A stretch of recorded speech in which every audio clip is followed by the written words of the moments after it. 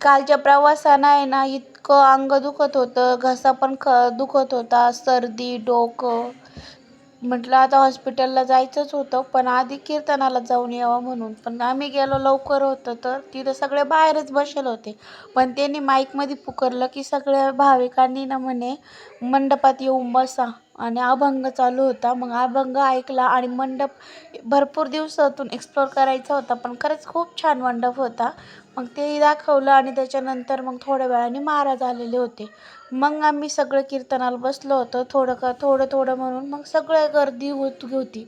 त्याच्यानंतर आहे ना मग दहीहंडी फोडली आणि प्रसाद त्यांनी सगळ्यांना मंडपातच वाटून दिला. त्याच्यानंतर सगळ्यांनी ज्यांनी देणगी दिली त्यांचंही त्यांनी नावं वाचले. त्याच्यानंतर आहे ना मग सगळा कार्यक्रम व्यवस्थित झाला आणि आज आहे ना सप्ताह संपलेला होता.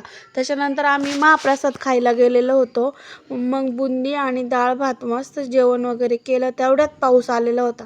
मग सगळ्यांनी ना रामकृष्ण हरी म्हटल्या बाळा, ते बरोबर पाऊस गेला आणि निवांत जेवणं झाले. त्याच्यानंतर आम्ही घराकडे निघालो. आम्हाला जायचं होतं बँकेत, खूप कामं होते. सारखे बायांचे फोन येत होते, पण आज काही ते काम झालेलं नव्हतं.